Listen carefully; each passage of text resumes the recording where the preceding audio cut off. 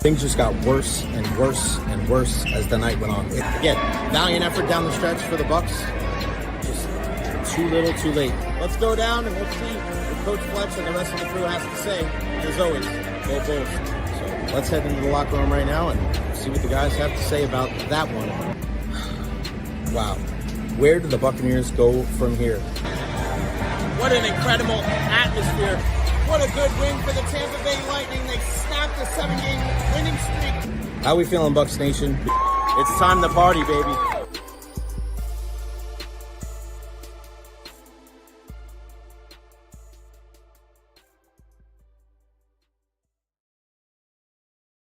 What is going on, everybody? Welcome to the Jay Recher Podcast. Happy Tuesday, March 18th. It is a Victory Tuesday here on the program. How's everybody doing here, whether you're watching in the Tampa Bay area or abroad?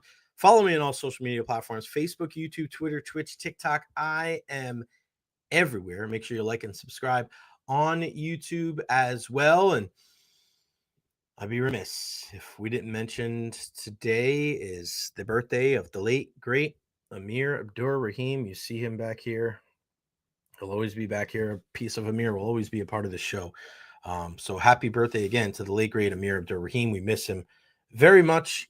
And it just still can't believe that he's gone.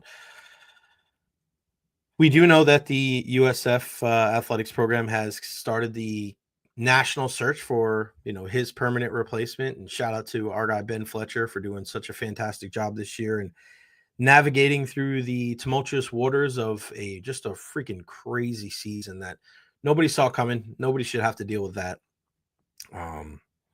And we wish him all the best, man. Ben Fletcher is just a stand-up of a guy as you're ever going to meet. So yeah, a lot of love to Ben Fletcher forever for everything that he did. Great show for you guys coming up today on the program. We'll start talking about the Lightning win. We're also going to discuss the Buccaneers, what they should be doing in the upcoming NFL draft. Scott Carter's going to join us, Florida Gators, at 12:30 today to talk all things Gators. A lot of people are picking them to win March Madness and to win the national championship. Can they do it? What would stop them from doing it? Scott will join us at 12:30. 12:50 MLB opening day today. Did anybody really pay attention to it? It was early in the morning, obviously playing in Tokyo. As much as baseball needs to grow the game, internationally they're probably doing a good job, but here domestically, I don't know if they're necessarily putting their best foot forward. Bob Harris is going to join us at 1:00. Sports Illustrated senior golf writer, Tiger Woods, Rory McIlroy, and of course the Valspar Championship that's teeing off just in 2 days there at Innisbrook there.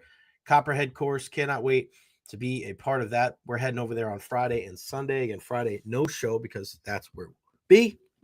And then at 1:30, Monday night, we're all recap, and we'll just stick to the main event, which was actually the first thing that we saw. That's the main event to me. Well, the interaction between John Cena and Cody Rhodes. My goodness, that thing was insane. Craziness. Really, really. That's what it's all about. That's what it's all about. If you're watching wrestling to evoke that type of emotion, that first 30 minutes was nuts, I tell you. All right, good stuff there. Let's start with the Tampa Bay Lightning. A win last night, 2-0 over. Hold on, I want to make sure I have everything right here. 2-0 over the Philadelphia Flyers, and you watch that game, and when you're trying to assess the Lightning, I hope that you know that it's not about the goals they score. It's about how many they give up. It's been like that before, it's been like that ever since they won these cups. Like in this run, talking about this run that they've had, it is about defense and defense some more when you're talking about this team. You want to know how far this team's going to go in the postseason? Look at what their defense is about. And they're always going to score. You know that Kucherov and Gensel and Point and all those guys. I get that.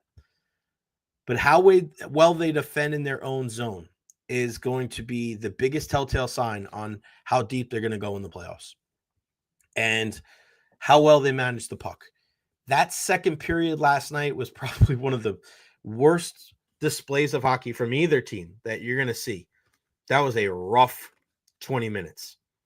Now, luckily for the Lightning, they were leading going into that period because of the late first period goal from Nikita Kucherov. And then the third period, I thought they played much better, and they shut it down. And with Jake Guentzel adding the empty netter, sealed the deal, 2 points. And you look at the standings, you can't necessarily hate where the Lightning are right now.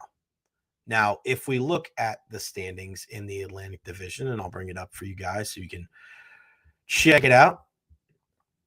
There you see right there, the Florida Panthers are in first place. They have 85 points. They played 68 games. The Lightning have 83 points. They played 67 games. Leafs have also played 67 and 83 points, but the Lightning with 2 more regulation wins, that is the tiebreaker there. So right now, if the season were to end today, the Lightning would be playing Toronto in a 2-3 matchup, and the Lightning would have the home ice advantage, which is good. But when you look at this team with Florida ahead of you, you have a game in hand, but you also play them again too. And if you've watched them recently, and I try to warn you guys about Seth Jones. Everybody was like, oh, Seth Jones this, Seth Jones that. He's not the greatest defensive defenseman. He's a good skater. He's more offense than defense. They've now lost 2 in a row. The game they lost to the Islanders were troubling. 2 goals. They were up 2. They gave up 4 in the third. I don't know if that team is kind of built to really make another long postseason run. They could be, and it's hard. They're the champs until somebody knocks them off. But I have got to feel good if I'm a Lightning fan looking at the standings and just the standings alone, right? But the one thing that worries me about this team when you look back at last night is the puck management. That's what it comes down to. And it wasn't just that they turned the puck over last night. It was who turned the puck over last night. I don't know if you saw my tweet, but it was Guentzel, Hagel, Cirelli, and then it was McDonough. So arguably the 4 most reliable players that you have defensively were the guys that made mind-numbing turnovers last night. Now, there's 2 ways to look at it. One, it's they're getting careless. They're tired. You can do all these negative things. Or you can look at it as if it's going to happen, have it all happen in the same game, and those guys aren't going to turn the puck over all that much. So not much to worry about. I asked this question to John Cooper last night. How important was it to finish the game like you did last night before you go on this road trip? Because it's not going to be easy. And I know Dallas hasn't played all that well as of late, but you have Dallas, you have Utah, you have Vegas, and we know that there's a lot of star power on those 3 teams. Dallas picking up Mikko Rantanen at the trade deadline, but they have Hintz and Robertson and all these different guys on their team, and Heiskanen, and they're just Jake Ottinger in goal. Like, it is not going to be easy to pick up points on this trip, but that's exactly what they had to do. First time the Lightning are actually going to go out to Utah and play the Utah Hockey Club. I don't think anybody's realized this, but we've seen so many of these return videos the last couple of years. The one that we haven't seen yet that we will see is Mikhail Sergachev, 2-time Stanley Cup champion. Still weird that he's not in the locker room right now, but we've yet to see him return to Amalie Arena, and that's going to happen in a couple of weeks. He actually welcomes the Bolts to Utah there this weekend. And then Vegas. We know what the Vegas Golden Knights are all about. That is a team right there that is littered with talent, and they have that championship pedigree as well. So if you're the Lightning, we know what John Cooper's focus usually is. Get as many points as games on the road trip. So this little 3-game affair that you have coming up, and the Bolts are off today, back to practice tomorrow before they fly out tomorrow afternoon, early tomorrow night. Defensively, that game has to travel. And I am not necessarily worried about the effort last night, because when you go out and you play a team like the Philadelphia Flyers, and you play a team like a John Cooper coach team, you know that there's going to be a little bit of it's not going to be smooth sailing. That's what Torch does. His team muddies up the game, and you have to win sometimes like a slugfest, or you have to win a dirty boxing kind of match. And I came away from last night going, I'm not expecting those players to turn the puck over like that again. I'm expecting them to be able to take care of the puck a little bit more than they did last night. Be a little bit more careful with those passes, because as much as we saw some turnovers last night, we saw some really good passes too. Brandon Hagel got sprung for a breakaway. Unfortunately, Fedotov made a good play. I thought he played really well last night. That glove hand looked good for him. And then the pass to Kucherov as well. So I'm not necessarily worried about the Tampa Bay Lightning, but I am happy that that third period went the way it did, because they need to make sure that game travels with them to this road trip. This is a huge part of the season. Go win 2 of 3. That would be my goal. Go win 2 of 3. And when you're playing these teams on the West Coast, I was going to say playing teams on the West Coast, so it doesn't matter about like winning in regulation, because if you share the points with them, it's not a big deal. However, with that being said, part of the reason why you have the advantage over the Toronto Maple Leafs is because you have 2 more regulation wins. So you don't want to close that gap per se. You want to win in regulation, so you give yourself every opportunity to win a tiebreaker. But 2 points is 2 points. Now, do you do can you say, all right, if they win 3 points, you'll be happy? I guess that's Coop's thing. I don't want to see that. If this team is for real, and I'm not talking about for real about like, all right, they're going to be in front of the Maple Leafs and they'll win that 2-3 matchup, or they'll have that home ice advantage for that 2-3 matchup. I want them to get that number 1 seed. I think this year, probably more than any other year, having that 1 seed is going to be so important because of the way the standings look and because of how you look at some of these teams that are vying for the wild card. Think about it. In the first round, and this is, things could change, right? Toronto could go up to 1. Florida can go down. I mean, in that first round matchup, do you really want to play Florida, Toronto? Or would you rather play in Ottawa or the Rangers or Columbus or Montreal, right? I think that's a really easy question to answer. John Cooper was asked this question. We spoke to him about 5:30 yesterday, which was a very unique time to speak to Coop, because usually we speak to him after morning skate, but it was an optional skate. So we spoke to him at 5:30 before the game. And as soon as we walk into the locker room B, he's just like already sitting there. So it's like, all right.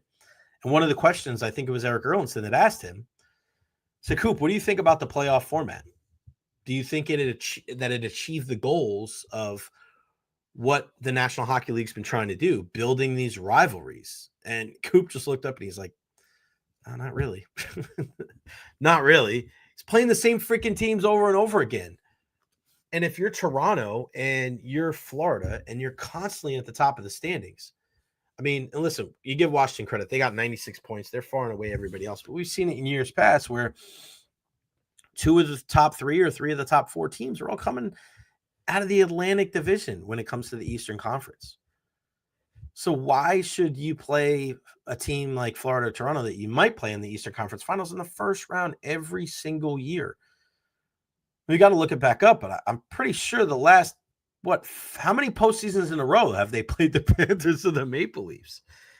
It's like, my God, again and again and again. It's like, I know I'm over it. Coop's got to be over it too.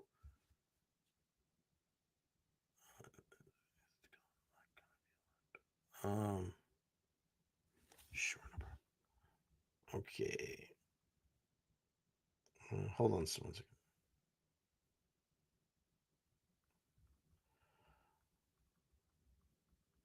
Scott Carter is going to join us, talking all things Gators. He was saying if we can move it back to 12:35, 12:40. He's got a call.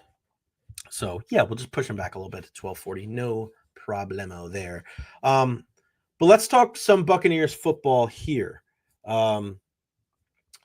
So, the mock drafts have been coming out, and I have not – and I'm trying to change, right, with the times. As I get older, I'm trying to change. I'm trying to be more open to different media types and different ways that people go about covering sports, trying to be a little bit more open to the mock drafts. Okay. So I looked at some of these mock drafts today, and you look at them, and I want to look at two in particular. And one of them is Daniel Jeremiah's draft on NFL.com, and then also Mel Kiper Jr. on ESPN. So, and the way that we're going to look at them is we're going to look at them and we're going to look at how if the draft fell like this, how would it affect the Tampa Bay Buccaneers, and why I hope it falls more like Mel Kiper's than Daniel Jeremiah's. Now, when you look at Daniel Jeremiah's, who's done a really good job over the years, okay, and I'm going to share the screen with you, and it looks pretty standard, okay? Looks pretty standard, and let's not forget that in this year's draft, everybody owns their own first-round pick, which I don't think is going to last. I think there's going to be drafts on trade day, and you're going to see movement in the first round. But you look at Daniel Jeremiah, he's got Cam Ward going 1, Abdul Carter 2, Shador 3, Travis Hunter 4. I don't think it would be a surprise if in some form or fashion, these are the 4 guys that go in the first 4 picks, right? And then 5 is when it starts getting a little sideways. He's got Jalen Walker here. He's got the Raiders taking the running back, Ashton. And I want you to keep an eye on Genty and also Amari Hampton, the running back from North Carolina.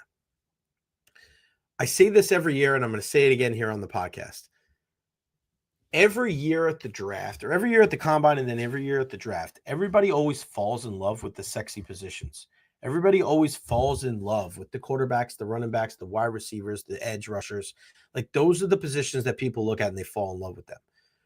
You want, if you're a Buccaneers fan, to have as many of those sexy picks off the board before you're on the clock at 19.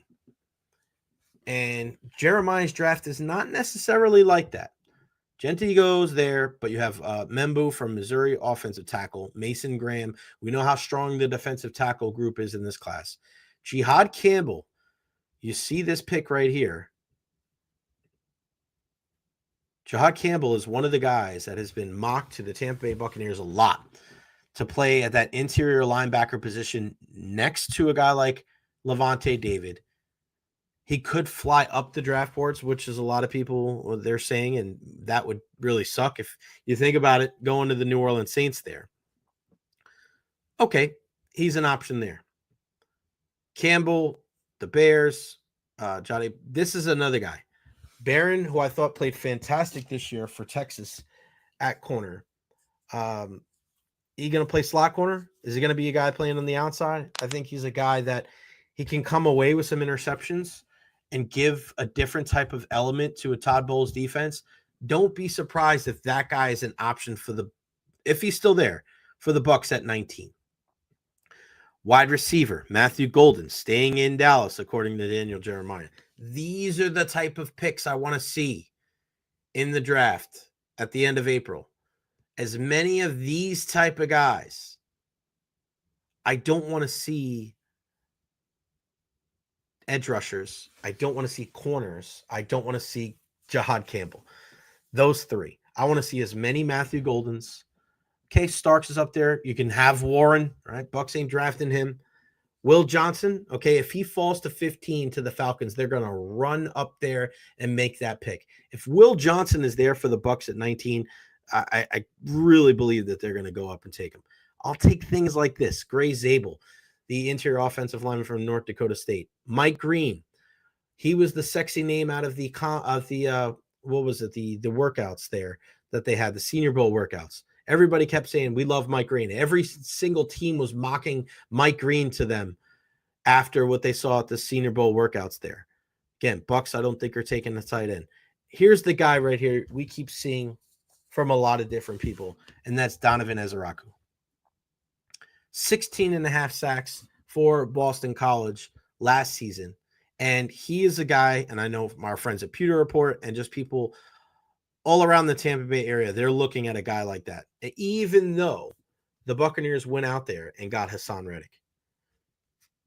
Now, if you do that, And I know some of the sentiment is, well, if you do that and then you're pushing a guy like Chris Braswell down, I mean, if Braswell's not ready, if he is ready, he's going to be able to outperform some of these other guys. If you draft Ezeraku, are you starting Ezeraku and Hassan Reddick and Yaya Diaby goes to the bench? I don't think you can have enough playmakers. I don't think you can have enough edge rushers. But let's say that is the train of thought. Then corner really is that spot. It's either corner or Jahad Campbell. There's no other interior linebacker. There's no other inside linebacker that you would take at 19. Campbell's that guy. So what if he's off the board, like we saw in Daniel Jeremiah's draft or his mock draft right there? Do you stay there and do you take Ezeraku? Do you take a corner? Because those guys I just mentioned, whether it's Barron or the kid out of Michigan, are either one of those guys there? Why is for some reason Will Johnson, that name just kept one of the easiest names in the draft that kept escaping me. I'll take a Will Johnson here. That's the guy that I would love to have. Give me a Will Johnson. Long, rangy corner, Michigan. He's obviously has the pedigree playing there for the Wolverines. I like Will Johnson. But that's a pretty standard draft when it comes to Daniel Jeremiah. If that happens, all right, whatever. One thing I like about the craziness of the Mel Kiper draft is that he picks some of these guys sometimes, and you look at him and you're like, man, I know you get paid to do this, Mel, but some of these just they can't be right. But we're gonna just entertain it. Okay, he's got Cam Ward going number 1, Carter, Sanders, Hunter, top 4. Those are gonna be your top 4 guys. But instead of Jalen going at 5, he's got Graham, interior defensive lineman, absolute beast. Go there, help Trayvon Walker and Josh Hines-Allen. That could be a really stout defensive line for many years to come. He's got the same pick for the Raiders, right? Then it starts changing up a little bit. He has Tyler Warren. I'd love for Tyler Warren to go before 19. Okay? Jalen Walker is probably going to go in the top 10. There's the pick right there. These are the type of things that you want to see in the upcoming NFL draft if you're a Bucs fan. You want to see some craziness like this, just like you saw last year when we saw Michael Penix Jr. get drafted by the Atlanta Falcons. Even though they just paid Kirk Cousins all that money, they drafted Michael Penix Jr. in that first round. This is what you want to see right here. Jackson Dart, and asking certain, it depends on who you ask. You ask certain people about Jackson Dart, they have a second round grade on him, maybe a third. Then there's other people, and you see Mike Tannenbaum, former GM, speaking about it right here, saying that he could possibly be a first-round pick. Could he go to a team like New Orleans playing behind Carr? He could. Some of the throws that he made last season, I looked at it and said, that was very accurate, very sharp, looks like a good player. And then you look at that game against Florida, and you're like, this guy's not a first-round pick. Again, we can't judge how they're dressed in, cut-off shirts and shorts and be like, oh, that guy's so great. I don't know if that's necessarily the way to go. What does the game film tell you? What does the tape tell you? But these are the type of selections, once again, that you want to see if you're a Bucs fan. Some of these other names you're going to see. Here's another one. Omarion Hampton. Second running back off the board in the first 12 picks. And we know how teams have gotten a little buyer beware when it comes to the running back position, because if there's any position that really represents the NFL standing not for long, it is at running back. And you look at how guys have changed. Remember last year, everybody was talking about running backs need to stand up for themselves and blah, blah, blah, blah, blah. They're not waiting anymore. Najee Harris is like, I'm going to the Chargers. Javonte Williams, I'm going to the Cowboys. Like Miles Sanders, too. I'm going to Dallas. These guys are not waiting. They're not playing chicken with the front offices in the NFL this year. They're not. They understand. You're not going to get a Derrick Henry deal or a Saquon Barkley deal unless you're Derrick Henry and Saquon Barkley. So do teams now use some of these draft picks, their higher draft picks on running backs? Could be. We know Dallas is a crapshoot. We know Dallas sometimes makes these, the picks where it was the sexier name right on the board. I would love this if I'm a Bucs fan. Amari and Hampton, great. Loveland, fine. There's one guy you would take, maybe a Mike Green, if you're still focused on the outside linebacker position. Will Johnson, cornerback, Arizona Cardinals, going right there to 16. Shamar Stewart is another guy that he's got all the physical tools. Absolute monster. A little bit maybe more of a project, maybe that would give you, right, an opportunity to take a guy like this and have him play behind and learn from Hassan Reddick and Yaya Diaby. I'll take a guy that looks like that performed like that at the combine, and also had as many sacks as he did. It's more of a project. So you're looking at a guy that could give you double-digit sacks down the road, but you really trust the Buccaneers to be able to develop a guy like that? I don't know. And then here you go for Kuiper's draft at number 19, Jahad Campbell. I know they brought in Anthony Walker Jr. as well, but you look at him as much of a KJ Britt type of guy that's a backup and a special teams player. If Jahad Campbell is there at 19, do the Bucs take him? Maybe. But when I look at this draft from Mel Kiper Jr., and I look at the guys that, and if you notice, and we'll go all the way down, look, keep looking. Notice who is not in Mel Kiper's draft. And there's Barron, another guy I like at 24. Okay. Notice who's not here. Thomas is also an option for Florida State. And this is the guy too, right? Look at Thomas. Look at Barron. Look at maybe James Pierce if you're going to go outside linebacker. Who don't you see, guys? You don't see Donovan Ezeraku. Okay?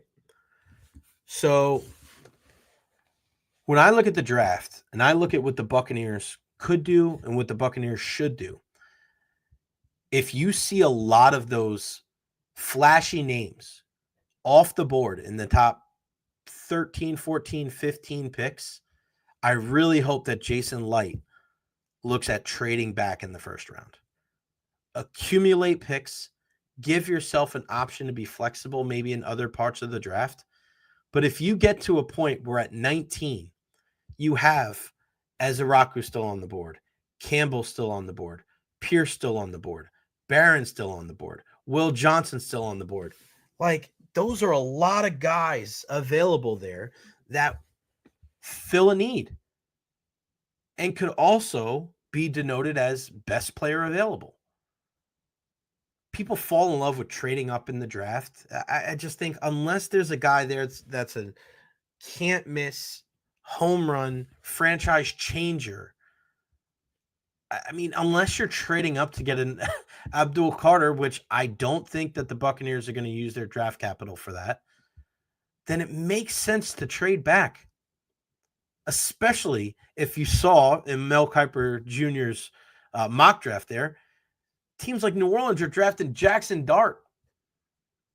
And Omarion Hampton is going to the Dallas Cowboys. If that's the case, Jason Light's got to be licking his lips because his options are plentiful. Don't fall in love with this fantasy football type of mindset. This isn't Madden. This isn't NCAA football on your PS5. This is building a roster, constructing a team that is not just trying to be competitive in the division, but they're trying to be Super Bowl contenders. You can never have enough picks to try to make your team better. Why take less chances to find great players? Not good players, great players. You look at how many contributions that this Buccaneers team has had over just the last 5 years from Jason Light's draft picks and undrafted players. You want to give him as many cracks at it as humanly possible to try to get players that can fill the holes for this team. And this team is not one player away. This team isn't one pass rusher away. It's not like there are a ton of positions away like we see from other teams that are going to be drafted much higher than them, but they need linebacker help. Maybe not just one, maybe two. They need more corners. They need guys to be able to help Jamel Dean and help Zion McCollum. Do you get possibly a guy at the safety position? Do you get maybe another guy late at the wide receiver spot? You're never at a point, I think in any sport, but especially in the NFL, where you can ever say, I'm good with the depth. We're good at the depth in that spot. Because just when you think you have enough, a guy goes down. A guy underperforms. And then you're screwed. So don't be so quick to getting rid of the Jamel Deans of the world, or the Rashad Whites of the world. No, you need those guys. Bring in as much talent as humanly possible.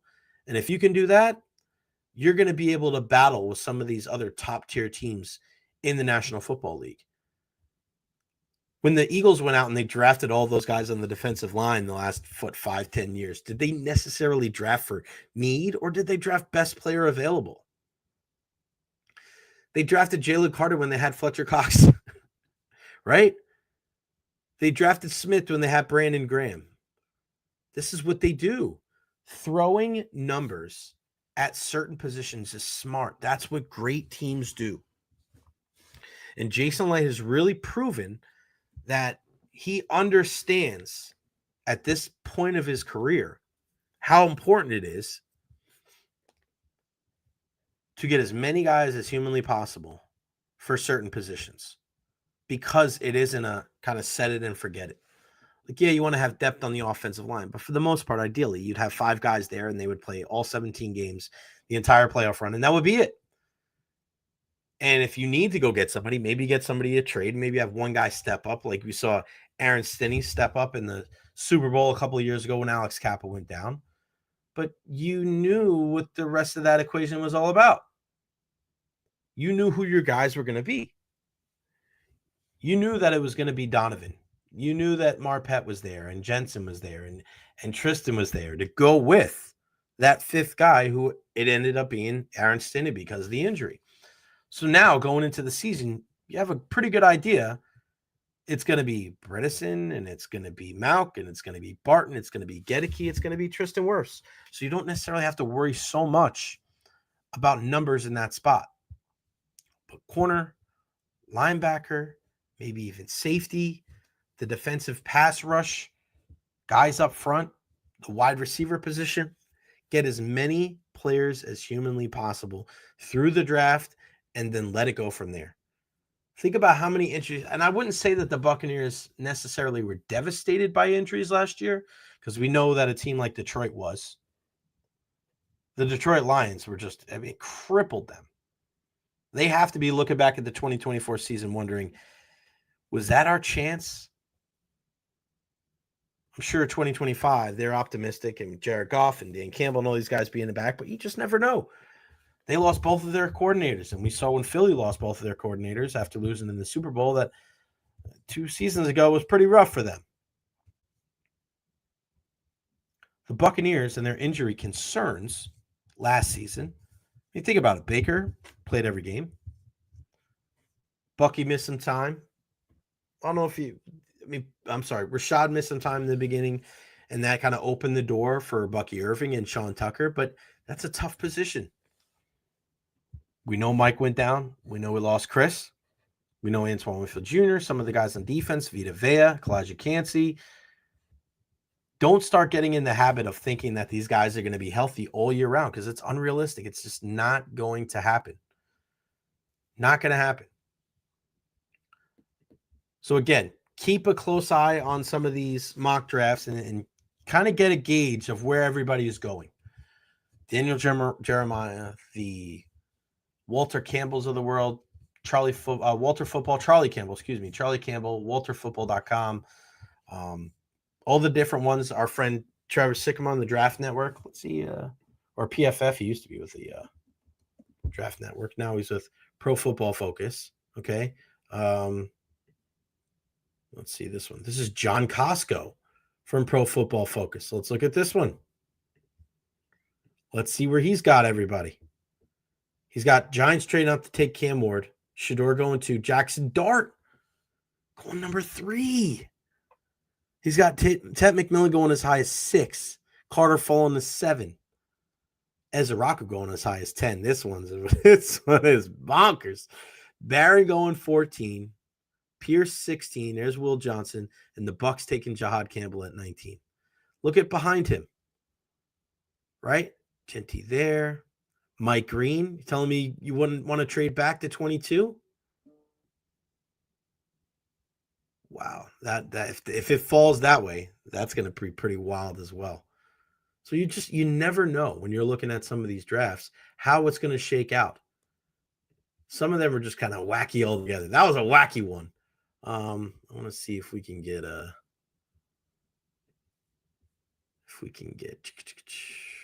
guy Trevor Sycamore. Is he on there? Sycamore draft.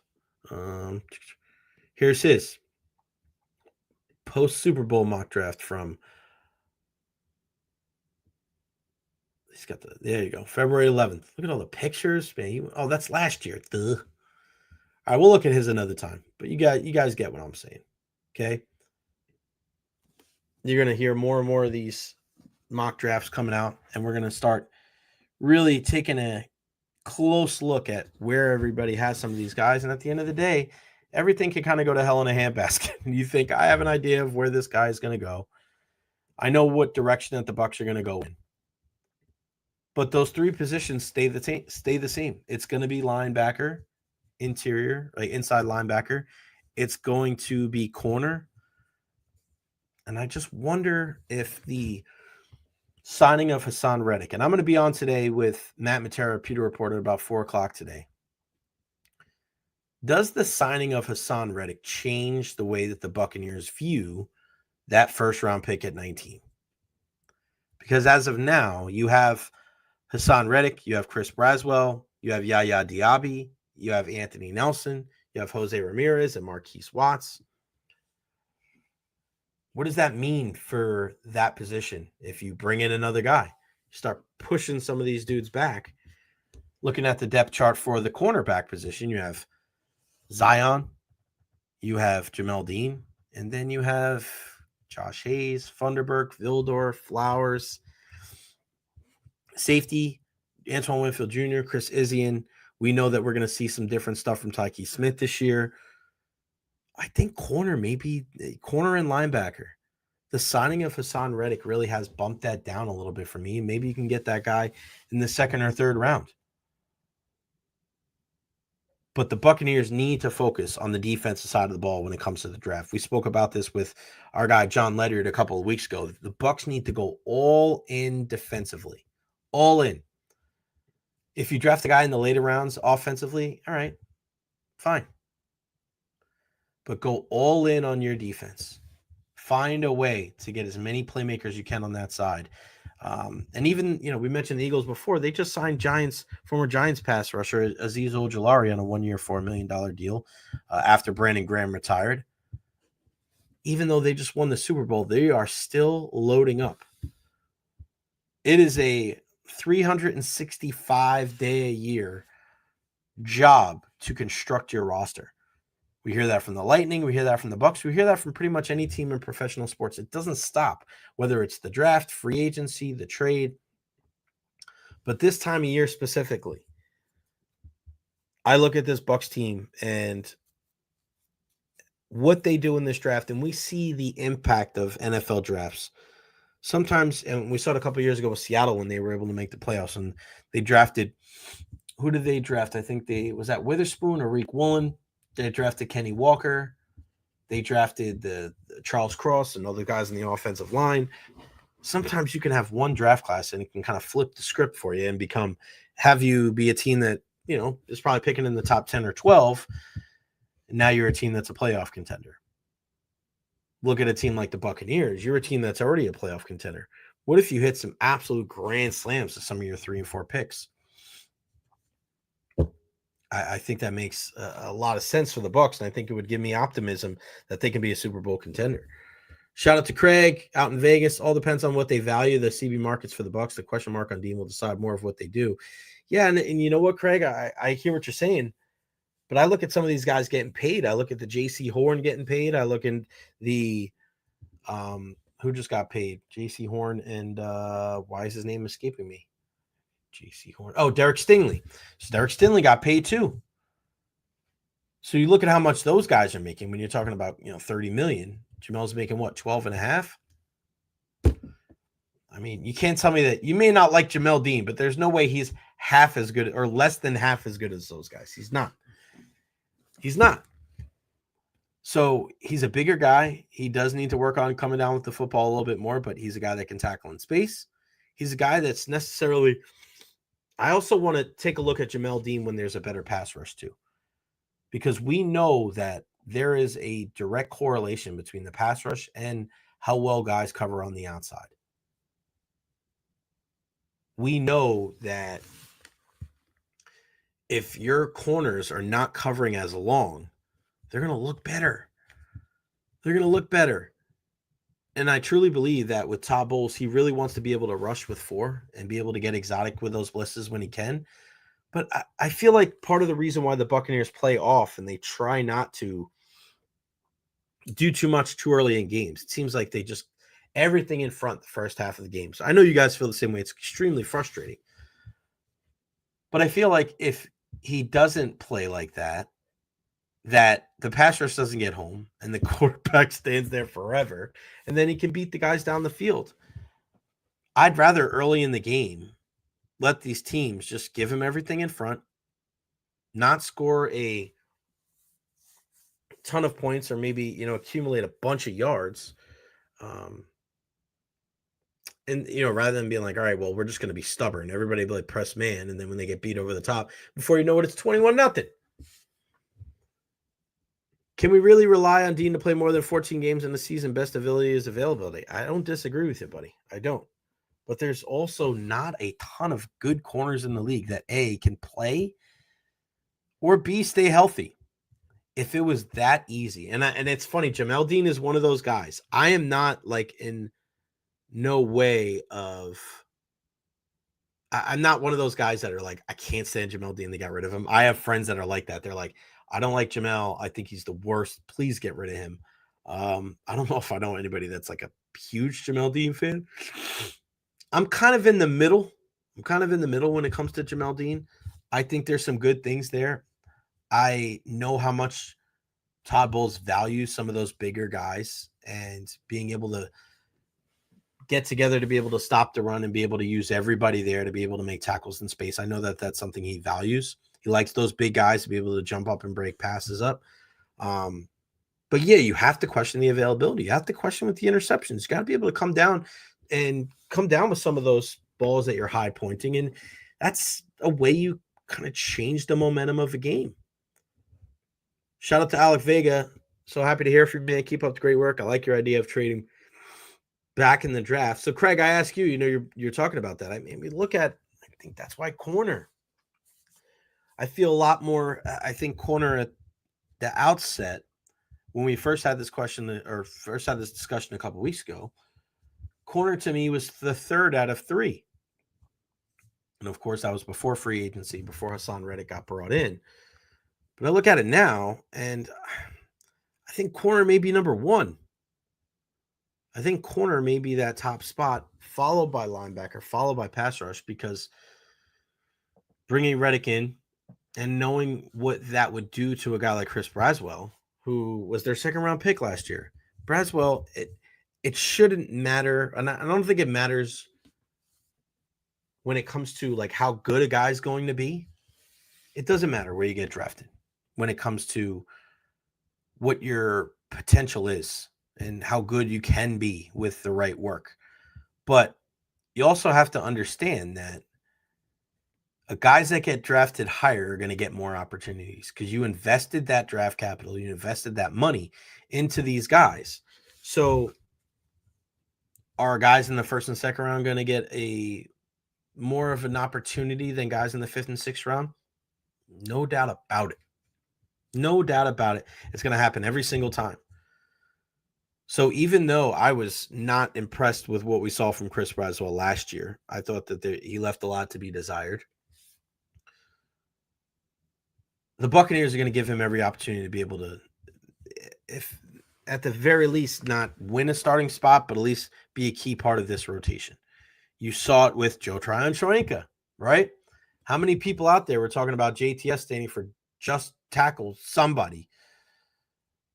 And he just got opportunity after opportunity after opportunity. And then what? It took him to what, year 3? Before Yaya Diaby was starting to take starting repetitions from him. It takes a while. And when you have a team that's as fiercely loyal as the Tampa Bay Buccaneers, it's not going to be a quick snap of the fingers, a quick flip. These guys are going to get every opportunity to prove that they belong. And that comes from Todd Bowles. Todd Bowles is a player's coach in that mindset where he is going to give the guy an opportunity to win, an opportunity to play, an opportunity to make a difference. You may think that that's being hard-headed and that guys don't deserve that opportunity, they haven't earned it. That's part of the reason why Todd Bowles is loved and respected by a lot of players around the league, why people will leave and come back and play for Todd, because there is a loyalty in a sport that doesn't show it very often. And I know some people will look at how teams operate and will say, hey, it's a business. Flat out, it's a business. This is the way you got to go. And I understand that. I get that. But you want to be able to keep teams together for as long as humanly possible. And the only way you do that is sometimes, guys taking a little less. Sometimes guys, moving some money around. And for all the talk, and it's just so strange. We fall in love with these deals in the offseason. Everybody keeps saying like Jamar Chase and T. Higgins. And it's just, how are they going to build that roster to be able to compete? I don't understand. I don't get it. You have Mike Evans and Chris Godwin like, yeah, we'll take less so we can stay together and be together and continue to build with this team. And then you have two guys in Cincinnati that are like, I need to get paid over $30 million or I'm gone or I'm going to sit out. I get it. But at another point, I don't get it. It's about building teams and winning championships. You can still make a boatload of money along the way. All right, let's flip the script. And let's bring him in. It's Gator Scott Carter joining us on the program to talk all things Florida Gators. What's going on, buddy? How are you? Hey, Jay, doing well, man. Finally made it.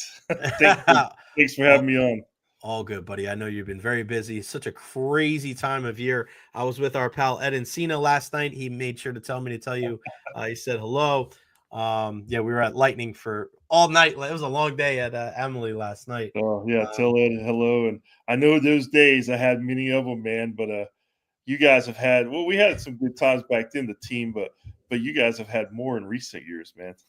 For sure, man. The Tampa Bay team, Tampa Bay, has been we've been very fortunate here. And it seems like, speaking of championships, I mean, not everybody, but there's a good chunk of people across the country.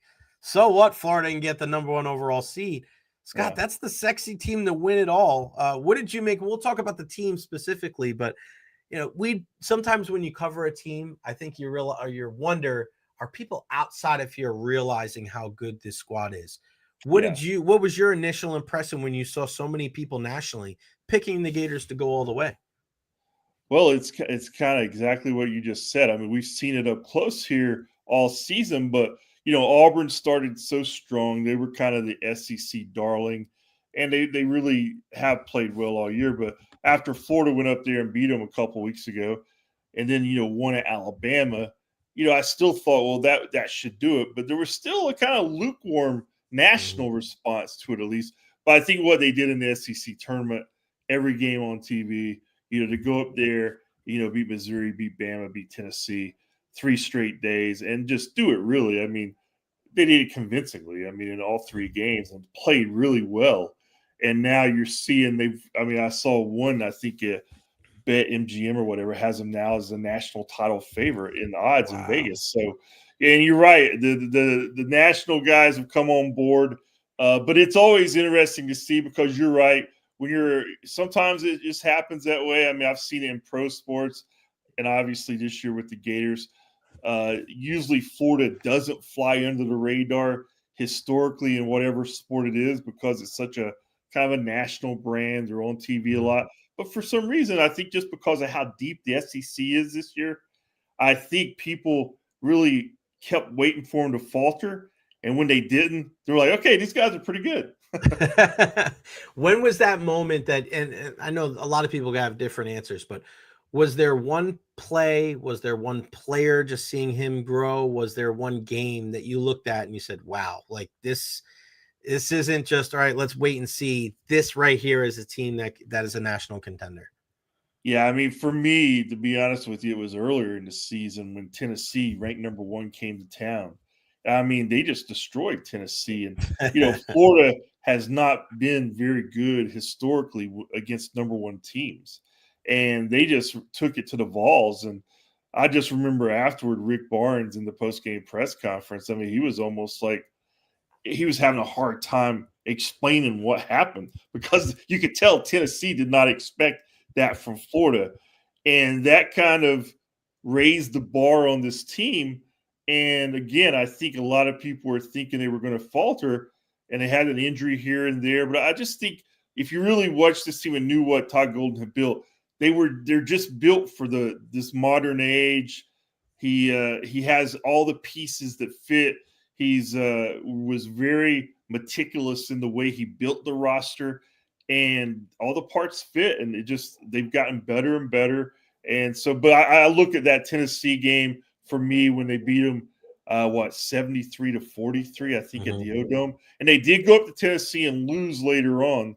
But again, they kind of rebounded with that big win at Auburn, big win at Alabama, then took care of Tennessee on Sunday in the SEC championship game. And really, it wasn't even that close. I mean, there were a couple of spurts by the Vols, but you kind of felt Florida was in control the whole time. Yeah, you mentioned control the whole time. My dad was here when the Gators beat Auburn. And we just watched that game, and it was just like, it seemed like Auburn, they would try to get closer, and then Gators were like, no, we're going to make a couple more shots. And then they try to close the gap again. It was just like they can never get really within striking distance. And I feel like that's a sign of a really good team. It's not like it's up and down. It's up and down. It just seems like it's almost like, they're riding the gas pedal, right? They're riding down the highway. They're driving at 75.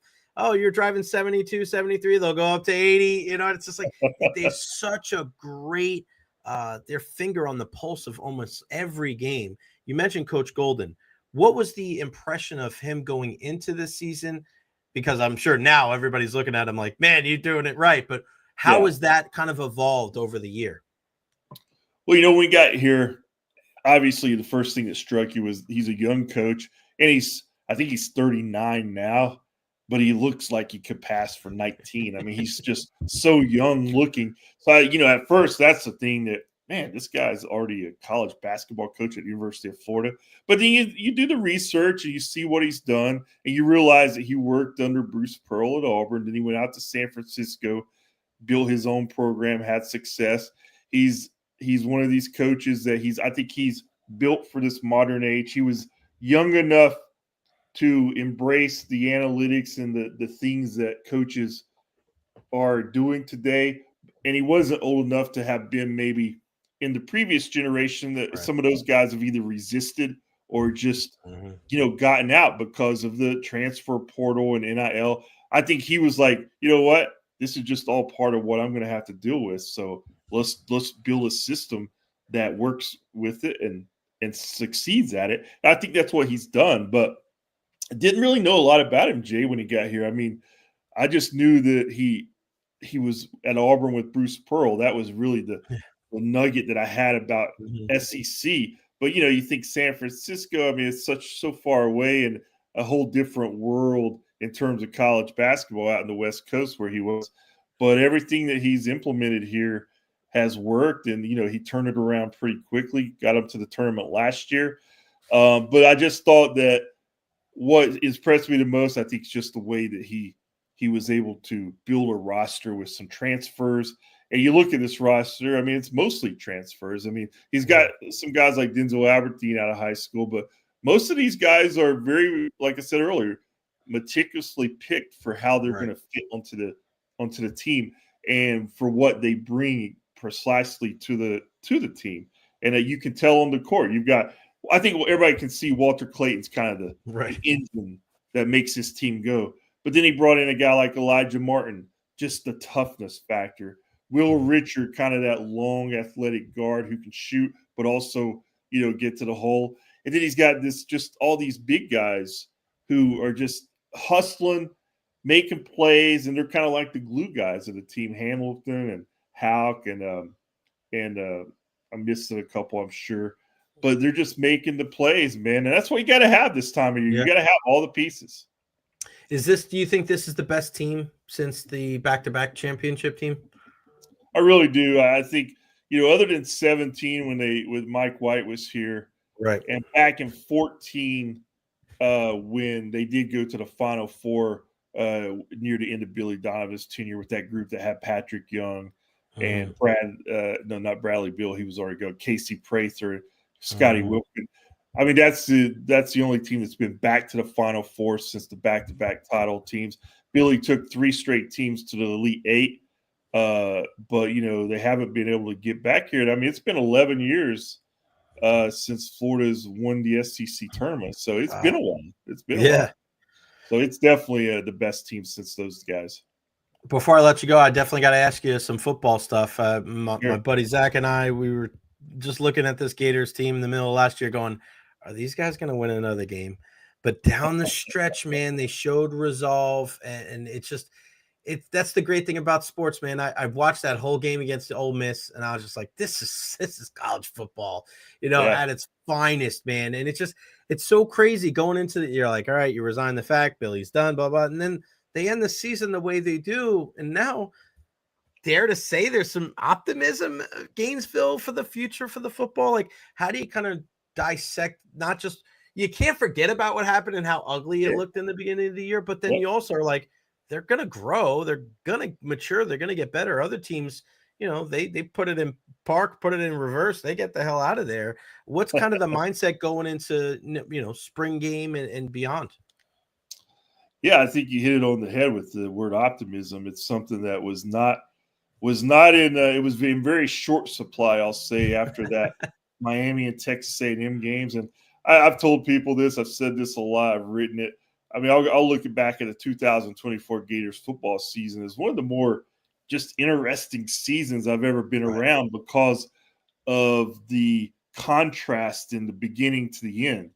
You don't see that in sports often because usually when a team starts out like they did, it goes south and it doesn't recover. Right. And, Billy Napier said it a lot during the season. The players said it, but they, you hear this all the time, Jay, with teams. Look, we're going to get better. We're sticking together. We believe in the process, blah, blah, blah. It doesn't turn out like this very often. But in this case, I mean, they really did get better. And let's not ignore the obvious here. A big reason was when DJ Lagway became the starting quarterback, unfortunate due to Graham Mertz's injury. I don't know what it was because, his stats didn't necessarily blow off the page and like set records, but it just like the team got a different vibe. It just seemed to have a little bit more juice, a little bit more energy. And I think it was a young team in a lot of ways that continued to grow. And they turned it around, and DJ went 6-0 in the starts that he was able to finish. Obviously lost to Georgia when he got hurt, but they were in control of that game before he got hurt. And, beating Ole Miss and LSU at the end of the season was huge. And then coming down to Tampa, obviously, and finishing off the right way against Tulane. So, 8-5 is, not your typical record that gets Florida fans really excited. But I think where the program's been, I think this is the best situation it's been in really since probably going back to, the 2019 year with Mullen when they went 11-2.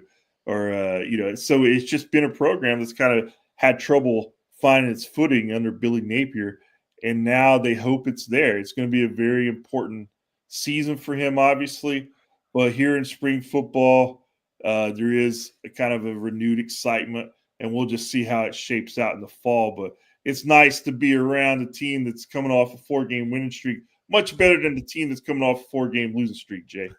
Yeah, it's funny because 8-5, you look at it, 8-5. Well, early in the year last year, they would have taken 5-8.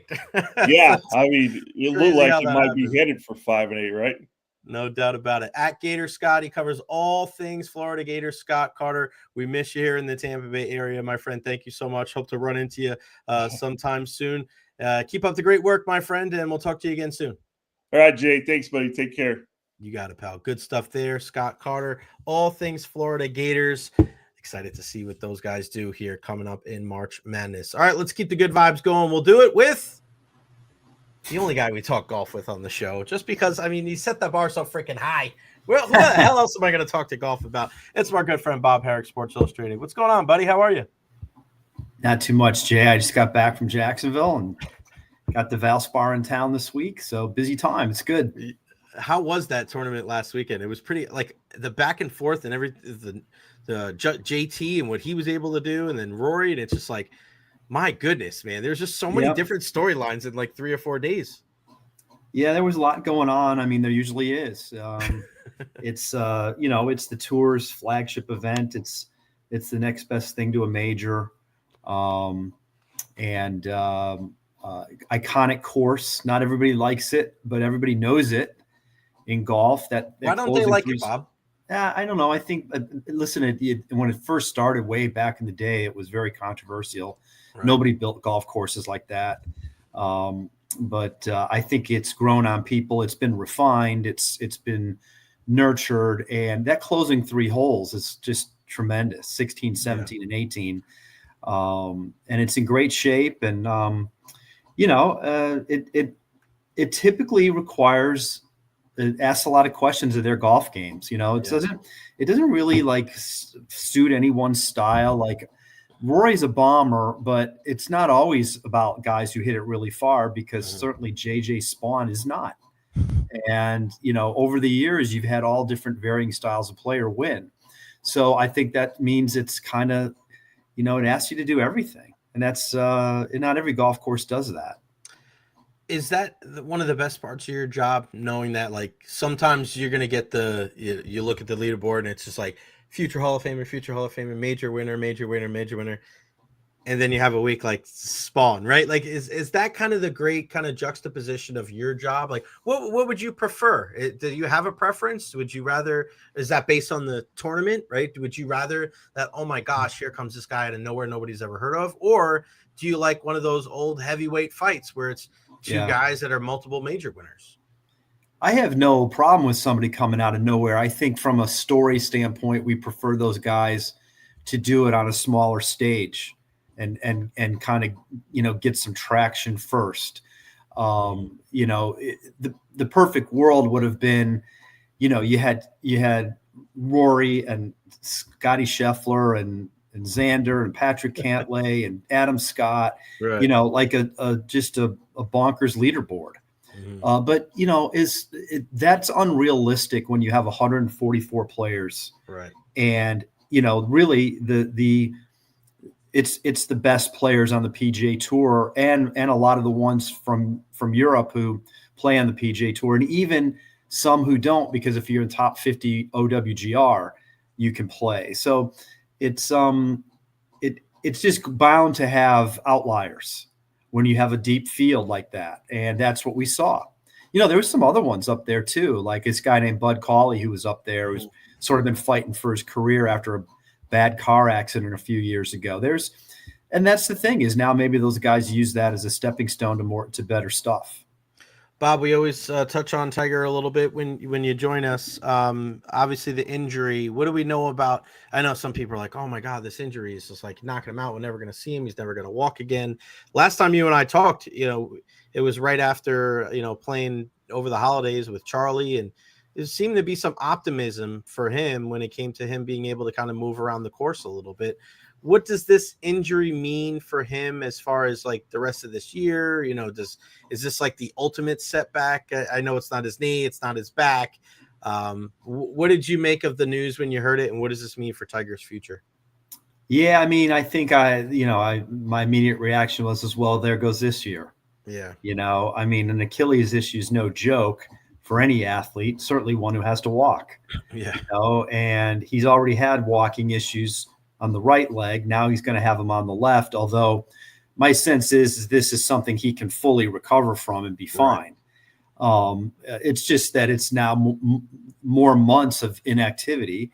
And no, Tiger needs to work on his game if he's going to be out playing golf, you know, and he keeps band-aiding it together to try to play. And I thought maybe after last year's back surgery, which was going to give him relief, the walking looked better at the PNC in December. I thought, okay, maybe now here's a fresh start for him. And then his mom passed away, which kept him from, you know, he chose to not play the Genesis where he would have played. And we thought he might have played last week at the Players. So this was, you know, before he got hurt. So he clearly wasn't ready to play at the Players. So, okay, now he's going to ramp it up for the Masters, which is 3 weeks away. It was sort of like another recipe for not a lot of good golf, I'm afraid. You know, what Tiger really needs at this point is, to me, is whenever he comes back, let's say he, you know, he's not going to play in the majors this year, which seems fairly likely that he won't be back in the majors. Okay, so how about pick an event when you're fully ready to go? Pick an event or two in the fall. Like, this is so out of character for him, but do it.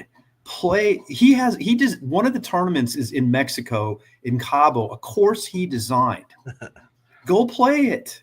Now, look, it's wide open. It's a birdie fest. It probably doesn't suit him. So what? Yeah. Go play. And then, so that's like in November. All right. And then in December, play the Hero, which is his tournament. Play the PNC. Maybe in January, find a spot. Now, Torrey Pines probably isn't suited for him these days. It's really hard. Play in Palm Springs. It doesn't matter. Actually, you know what? He's going to be 50 at the end of December. Go play a Champions Tour event in January. Ride a cart. Yeah. Just get competitive. And then do what you do, like play the Genesis in February, which in theory will be back in LA next year. And then try to play the Players or Arnold Palmer or even the Valspar where he's had success. Pick one of these 3 tournaments a month before the Masters and then do it. I mean, look, I get that he's not going to ever play 2 weeks in a row again, but you've got to try to play more than what he's been doing, you know? And look, I'm not trying to say, you know, if you can't do it, you can't do it. But if you can do it, then try, you know, because even the great Tiger Woods is going to have a hard time being competitive against Scotty and Rory and Xander and these guys who play every week or they practice, they go home, they're playing all the time. And so I don't know. Again, he's right to do whatever he wants. He's earned it. I just hope that if, you know, I still think at age 50, if everything were perfect, he could still be competitive. He's that good. I would love to see that. And I know you're not the only one, man. Just one more weekend where he just puts it all together and he's in contention and he's battling at the end, because we're never going to see anything like that, Bob, right? Like, we'll never see anything like that again. Well, I mean could you never say well, I'm not saying from him. I'm just talking about Tiger as a whole. Like, we're never going to see the Tiger Woods phenomenon again. Not in our lifetime. If we did, if the day that happens, I'm going to text you and I'll say, I'm going to buy you a bottle of wine or something, because it's just, I don't know if we're ever going to see a guy impact the game like that. And I think we get caught up a little bit sometimes. Like, just give me one more of those, you know? I mean, it's, you know, kind of, it's been the battle the tour's been fighting. Like, they keep trying to find somebody like that. He's probably just not there.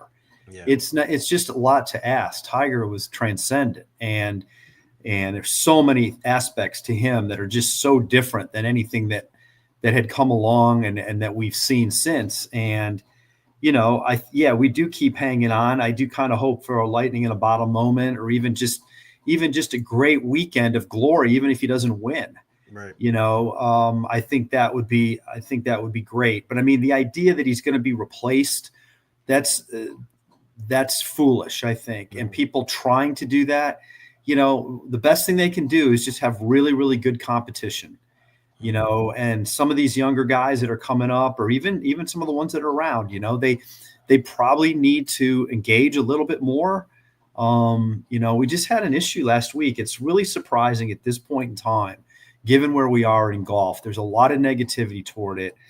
And this thing with Colin Morikawa, where, look, I think he's a great guy. He's always been good to the media. So he has a day where he decides not to talk after the Arnold Palmer. It's fine. It's not the end of the world. It happens. We see this all the time. But, then when he's asked about it, and he actually was very good talking about his frustration, he throws in the, I don't owe you anything. And then a couple of days later, he doubles down on it. Now, look, maybe he doesn't, but you sure as hell don't want to say that. No, that's just not the message. It just doesn't look good. The way he handled every other question was fine.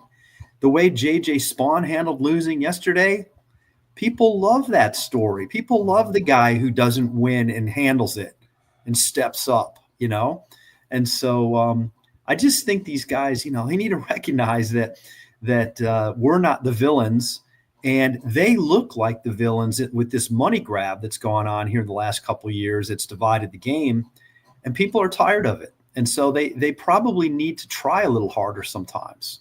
And, I'm hoping that, look, I think in his case, it was a one-off. It's no big deal. We're going to move on from it. No, I'm with you, man. And I have this guy, me, all the different games that I go to, and I'm always bending the ear of somebody. And, I've had this conversation with Ira Kaufman before and some of our other guys here in the Tampa Bay media, Eric Erlinson and, Rick Stroud, and just talking to all these different guys about these athletes, Bob, that we cover. And, like Nikita Kucherov's a great example with the Lightning. Like, I've known the guy for over 10 years, and he's just like, I've said 6 words to him. He's just like, so, you'll get 8 questions in, and 37 seconds later, it's over. Right. And it's such an inconvenience to him. And it's not means that he's a bad guy, but I mean, it's important that their stories are told. Like, Bob, you've written the stories, like, especially in sports that are trying to grow. The NFL is one thing, but we're talking about hockey. We're talking about baseball. We're talking about golf, and we're trying to improve the public perception and try to build these relationships between the players and the fans through the media. It'd be one thing, Bob, if you're writing scathing articles about guys all the time, right? And there's a personal vendetta that these players feel towards media members. There's always going to be that, right? There's always going to be people sniping at media, and we get that, right? But the majority of people are not like that. We're very conscientious of, making sure that we're not going over the top and offending and being overly personal and invasive. Like, we understand that we have to, meet the guy halfway. And then when you get situations like that, you're right. Like, Colin Morikawa looks like the bad guy. I mean, look, I think, I think he was reacting to a small group that criticized him and not looking at the bigger picture. I was there on the Sunday at Bay Hill when he decided not to talk. I wasn't right there. He was asked by a media official. He declined. Okay. I mean, what am I going to do? Like, stomp up and down, start crying? Run after him and berate him? No, like we kind of just respected his right to say no, not happy about it, wrote it in my story, didn't criticize him for it, just said he declined to speak afterward, and, pointed out that he's been frustrated over not closing the deal here over the last year. He's a great player. He's still ranked 4th in the world. It's amazing, right? He hasn't won in more than a year, but he's been very consistent. He had 2 top 4s at majors last year. Yeah, he's frustrated. He had a chance to win. He didn't. We get it. 2 days later, he did talk, and he explained it all beautifully. Then you throw in that comment. Right. Then the guys on TV ripped him. Look, no offense to them, but they weren't there. They weren't the ones who got stiffed. But they pointed out that that's probably a bad look, and that's what the players see and hear. And so then on Friday, he decided to double down on it. Colin did. And I just think that's bad advice. We were going to move on from this. He's going to get plenty of good press from us. To your point about Kucherov, I find that very interesting. I mean, the guys with the language issue, I think, have a bit of an out that there's probably an uncomfortableness there. We see it in golf with a guy like Hideki Matsuyama. Right. You really can't get to the bottom of him because he doesn't want to do interviews in English. He can probably understand a good bit, But who am I to tell him, right? Because if I went to Japan, I'm not going to be able to say 2 words of Japanese, right? And so but again, it makes it tough. Like it's just painful for him to be interviewed, even with an interpreter.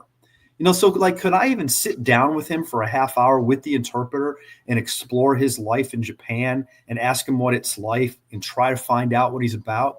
He probably wouldn't do it. They don't want to be bothered. But like he's, and just as a quick aside, you see a little personality with a guy like him. Mm-hmm. And a couple of years ago, I was with a colleague at a hotel, and he happened to be in the same hotel, and we're walking through the lobby. And he's with his entourage, like his caddy, his manager, maybe a couple of Japanese media. Mm-hmm. And they've got this table full of Chick-fil-A spread out. And we walk by and we look, and he looks up and he just smiled like he was sort of caught, right? Mm-hmm. And so that's sort of become a little thing. Like every now and then we'll ask him, hey, have you been able to find a Chick-fil-A? And I remember a couple of years ago, I asked him that. I saw him after an interview, and I just said, hey, Hideki, have you been able to find a Chick-fil-A in Memphis? It was. Mm-hmm. And he goes, yep. And he looked and he smiled and he goes, yep, and an IHOP too.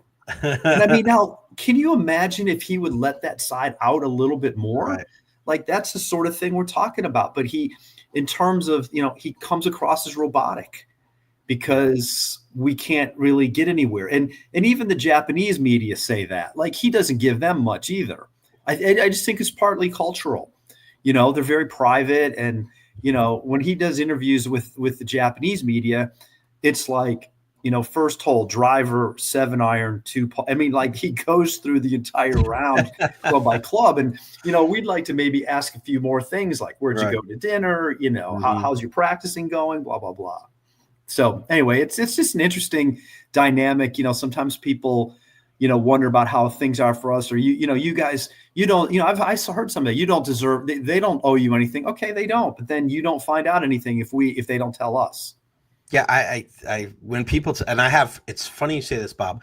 One of my best friends that I grew up with, I've known him for 35 years. He is that guy.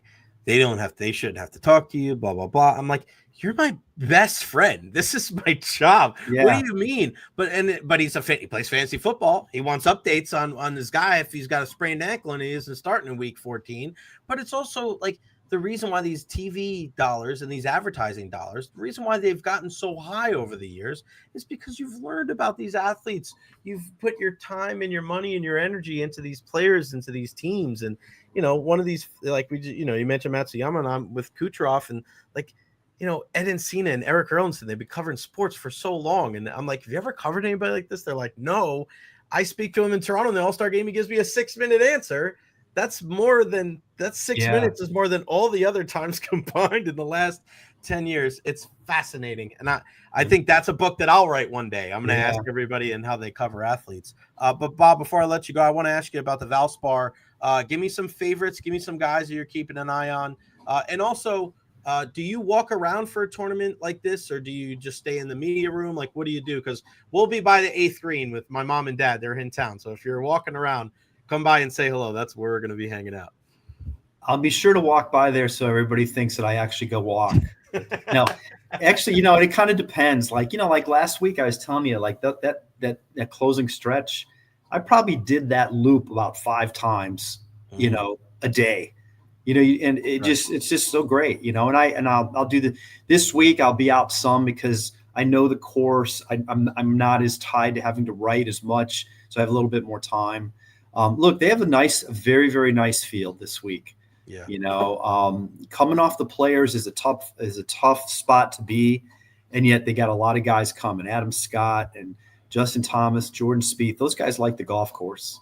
They love it. I mean, they got Xander kind of at the last minute, whose game has been off since he's come back from a back injury or a rib injury, excuse me. He's not been very happy. And so we added this. He actually played here last year and did quite well. So it's good that he's back. So I like kind of a guy like Tommy Fleetwood, right, who's a highly ranked player, should do really well on that course.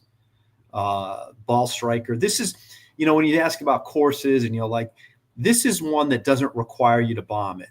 You do not have to be a 330-yard drives on every hole. It's way more about, there's for the long hitters, there's probably only maybe 4 or 5 holes where they're going to hit a driver. You need to be in play. The greens are difficult. There's a good bit of amount of rough. There's undulation, unlike Florida, other places in Florida. So there's a reason that they get these guys. They like it. And so it looks like we're going to have a nice weather week. Yeah, which is great. And I parred actually the 8th hole because I played it for the first time a couple of weeks ago, which was great. I also had a couple balls in the rough, and I think they're probably still there because that course is crazy. Bob, before I let you go, let us know about the books, what you got coming up next, where everybody can find you. Of course, we know you're with SI and following you all times on social media as well at Bob Harig. Yeah, I've got 2 books out there. One of them's a few years old now, still relevant though. Tiger and Phil. Hell yeah. And the last one that came out last year was Drive: The Lasting Legacy of Tiger Woods. And they believe it or not, they just mailed me. For some reason, it was translated into German. Whoa! So they just mailed me the book. It came out in Germany. So it's kind of wild to see, you page through it and I wrote all that stuff, but I have no idea what the hell it says. And it probably reads better. Maybe it reads better. And I'm working on another one right now. It's about Tiger and Jack, and that's going to come out next year. All right. So I know we spoke a little bit about, I didn't want to get it too far ahead of myself, but we spoke a little bit about that at Media Day. So that's going to be next year then. Yeah, it's going to, God willing, it'll come out in time for the Masters next year, which is the 40th anniversary of Jack's 86 Masters, his 18th major. Tiger will have just turned 50. It seemed like a good time to sort of, we don't have a title yet, but it's sort of like, the great debate, celebrating their careers. Why did we do that? Why are the majors important? Who else is in there? Bobby Jones, Walter Hagen.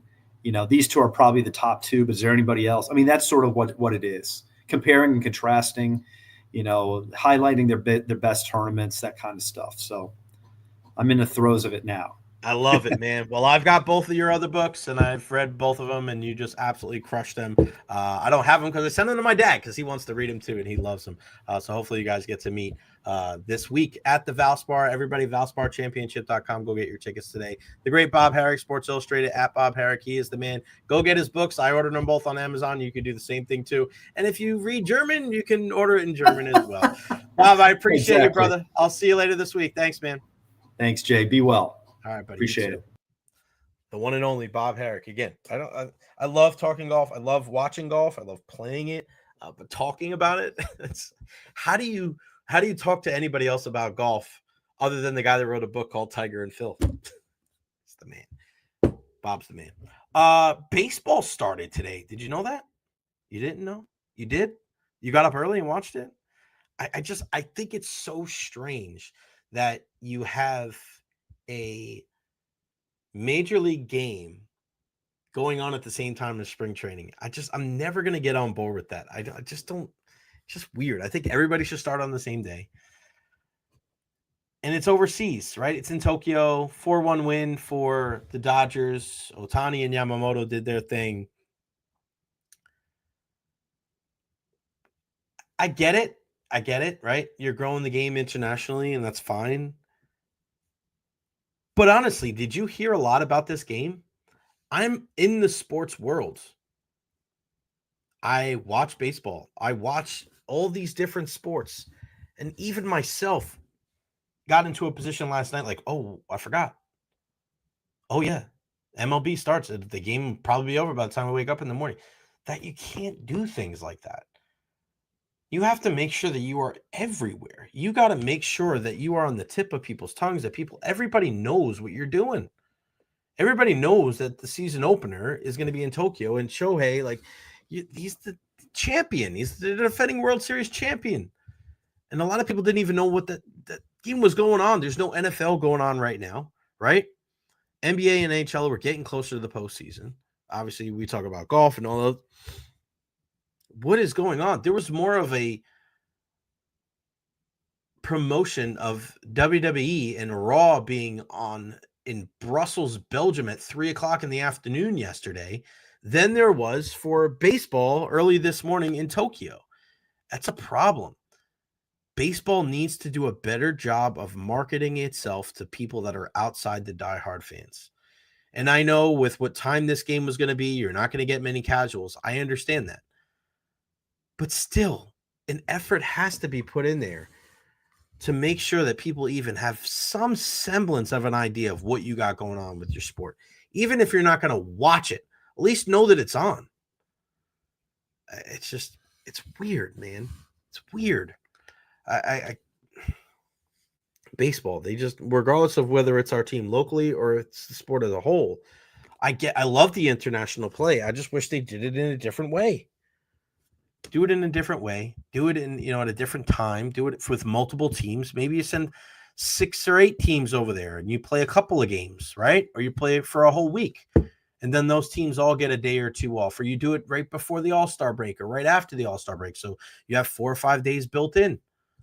I don't know. It's weird that this is where we continue to kind of mess up. And again, it's not that I don't like that they started the season overseas. I just want to do it on the same day. Maybe do it on the same day when everybody else is over here. Okay, whatever. But to not let people know where you're at and not make, it's just rubbed me the wrong way. Weird. All right, before we wrap things up today, I'll answer this question from Carlos real quick. Jay, what's your take on $130 raise opening day ticket prices? I think that's another thing that's rubbing people the wrong way. The Rays continue to operate in a manner where you're excited to see what's going on in the field. You know that they got to make up some money because of what's happening here. So you're seeing ticket prices raised around the world. I've seen a couple of different teams actually announce that. Manchester United being one of them. I forgot what there was an NBA team the other day talking about that for next year. I know it's going to be tough to continue to put on a happy face when it comes to the Rays because of everything that we've seen with Sue Sternberg and the ownership group. But let's continue to support the players and the coaches because this is not on them, right? This is not on them. Go on out there, support Shane McClanahan, Kevin Cash, Junior Cameronero. It's going to be a good team. It is. It's going to be a good team, and we'll see how they fare in the American League East. I think there's a lot of warts for these teams in this division, so it's going to be wide open. It's going to be wide open. And I wanted to touch on this point, and I know David Terry bring this up. We're talking about not selling out open day in the Savannah Bananas filling.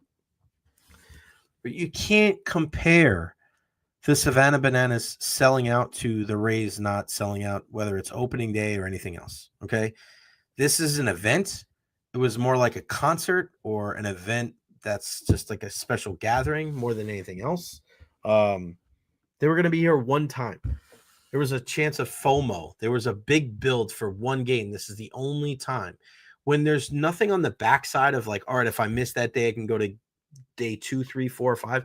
That has something to do with that fear of missing out and why you would want to spend that money to be able to watch them do their thing.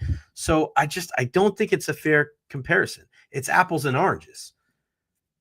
When you're comparing the Savannah Bananas, I don't even look at the Savannah Bananas as it's not a baseball equivalent. It's something completely different to me. It's almost like when we watch the UFL compared to the NFL. It's not the same. It's not meaning that there's anything wrong with it, but it's just not. I don't look at it the same. It's not Major League Baseball. It's like the Harlem Globetrotters. You're not comparing the Harlem Globetrotters, right, to watching the Lakers. It's not the same. I still enjoy both of them, but I'm not putting it in the same category. They're just not. What I did watch yesterday was Monday Night Raw, which was at 3:00 in the afternoon yesterday on Netflix, because they were live from Brussels, Belgium, and we were wondering when we were going to see John Cena and Cody Rhodes out there in front of the fans. We knew that they were going to be under the same roof. We knew that I guess that's all we knew. That's all we knew. That we knew that they were going to be under the same roof. And then what were we going to see? Who was going to start off the show? Was it going to be in the middle of the show? Was it going to be at the end? It was right in the beginning. And it was John Cena that came out. And it wasn't John Cena wearing any different clothes. It wasn't John Cena coming out to a different theme song. It was exactly the same John Cena when he walked out there that we've seen for over 2 decades. But we didn't see John Cena run down to the ring and slide into the ring and have the towel and throw the hat. We saw John Cena walk meticulously to the ring. We saw him put the towel down, and we saw him use the ring steps to walk up to the ropes and enter the ring. And then he just stood there in the middle of the ring, and fans were booing the ever-living crap out of John Cena. I never thought that I would see the day that we would see such vitriol for a future first ballot Hall of Famer, but that's exactly what we saw. And he opens his mouth, and I was wondering, what is John Cena gonna be able to do to make sure that he gets booed and hated on?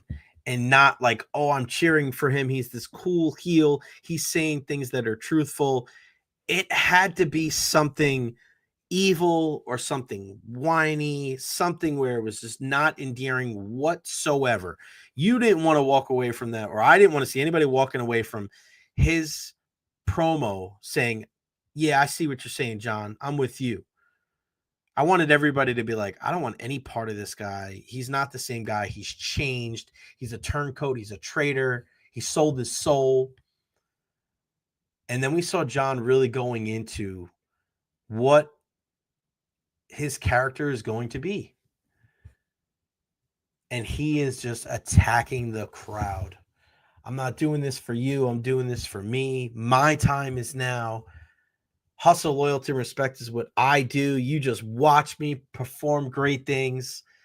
And he just came off as a guy, and Cody said a little bit later on, like a whiny bitch. That's what he needed to do. He couldn't stand in the ring and be cool and make sense because everybody, not everybody, but there would have been a portion of the fan base that says, I kind of see your point. You delivered it like a boss. You delivered it like a G. He was whining, complaining, and yelling and throwing a temper tantrum. That was perfect. Beautiful. And then Cody comes in the ring, and John Cena calls him kid, and Cody just yells at him, I'm not a kid. I'm the world champion. That was good.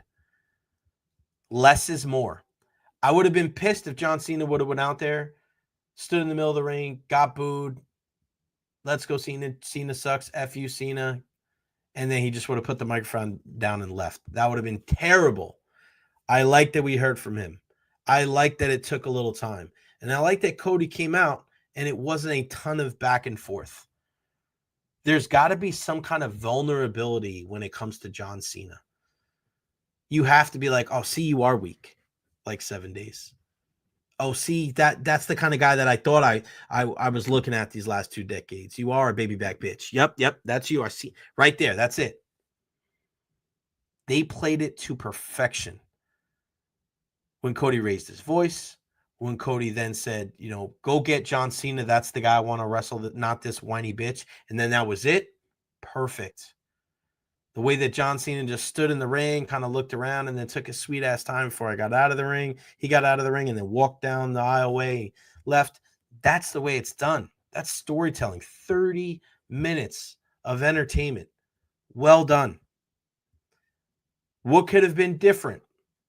I would have liked to hear John Cena explain why he did that to Cody, why he teamed up with The Rock, what Travis Scott has to do with it, why he thought that this was best for business, the onus that he put on winning a 17th championship. He didn't address any of that. This was just clearly about the fans. And I thought, for one side of me, I thought it was very interesting that he did that, and I thought it was smart because that is where the ultimate connection lies when it comes to John Cena, is with the fans. That whole back and forth, the whole let's go Cena sucks. Like, that's his career. He's never been universally loved, ever. He'll never be universally loved. So the fact that he addressed them and only addressed them, I think it was good and bad. I like it because I think that's the underbelly of everything. You have to just come across as somebody that's whining and just incessant with their complaining.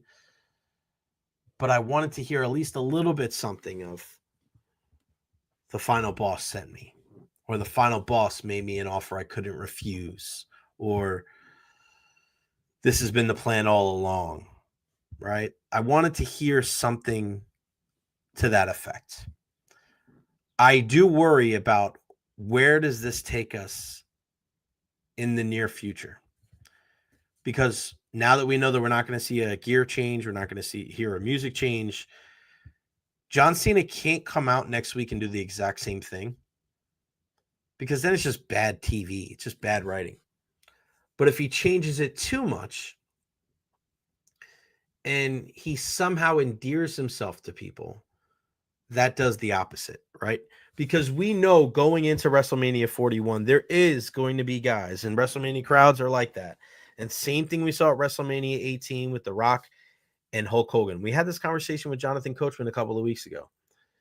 There are still going to be fans that are going to be cheering John Cena and booing Cody Rhodes, regardless of what happens over these next couple of weeks. It's just going to be the nature of the beast. That's going to be the way it goes. There's going to be people that understand this is his last match at WrestleMania, and they're going to cheer John Cena no matter what. But your goal as the WWE is to make sure that you limit that number as much as humanly possible, to make him so, whether it's disgusting and vile, if you want to go down that avenue, whether it's just a complainer and just bitching and moaning all the time when you're just like, all right, enough already, John. All right, we get it. Jeez, ugh. Just like a blah, which I think that might work better than anything. And you continue to build Cody up bigger and better and stronger and cooler. Cody looked very cool yesterday. He looked hip. He looked like the guy that was the actual, right, this is, I'm the man because I'm the man. Not because somebody else decided it. I'm the man because I'm the best, because people like me the most. They appreciate my journey. I took down Roman Reigns. I carried the torch, and I'm thriving. Cody came off looking really sharp yesterday. They have to continue those two trajectories. They need to continue to make sure that Cena's going down, and they got to continue to make sure that Cody Rhodes is going up. I'm excited to see what the future holds for all that jazz. And I'll be tuned in, and we're going to probably go over just that segment every Tuesday like we did here today, because it is just that enthralling. It's encapsulating. It is so entertaining to watch. I watched the first 30 minutes of Netflix yesterday, and then our good buddy Corey Long from NHL.com walked in and goes, "Did you watch the beginning of Raw?" Yeah, Corey, I made sure I had a sandwich. I got my lunch at Publix. I was sitting down watching that damn thing in the Lightning Media Room by myself. And then here comes Corey, like, "Oh, we're going to watch it again?" Of course, we got to watch it again. And then Ed and Cena, he forgot about it. So then he was watching. I had to go over there and watch it with him a little bit. Just the way it goes, man. We don't miss our WWE. Make sure you get your tickets now. Saturday night's main event, Battleground, Monday Night Raw, NXT all at the Yuengling Center. Go check that out. I'll be in attendance, and hopefully you guys will too. USF baseball back in action tonight. Shout out to them as they play Florida Gulf Coast here at Red McEwen Field. They're actually on the road against FGCU tomorrow before a weekend series against UAB. Tonight, I will be at Jefferson High School, Jefferson Gaither, two of the most historic historic high school baseball programs in the Bay Area. Saladino tournament, game 3 of pool play. So if you're going to go check it out, tonight is the night to do that. Jefferson High, Jefferson and Gaither, go check me out there. 4:00 today, I'll be on the Pure Report podcast with Matt Matera talking about free agency, trades, draft, and all that stuff. So make sure you check us out there. And then the Beckles and Recher Podcast will be back live at 3:30 tomorrow over at the Dignitary Cafe. Go check them out, 4817 Southwest Shore Boulevard. A big thank you to our guests today, Scott Carter and Bob Harig. Great job with those guys. A big thank you to everybody that contributed to the conversation today. Make sure you follow me on all social media platforms at Jay Recher. Like and subscribe on YouTube as well. Back here tomorrow. Again, the show is going to be here tomorrow and Thursday. Friday, I'm off because I'm going to the Valspar with the folks. So if you're going to go, come by the 8th Green and say hello. All right, that's going to wrap it up for me. We'll see you tomorrow right here on the Jay Recher Podcast. I appreciate you guys. Love you. I'm gone.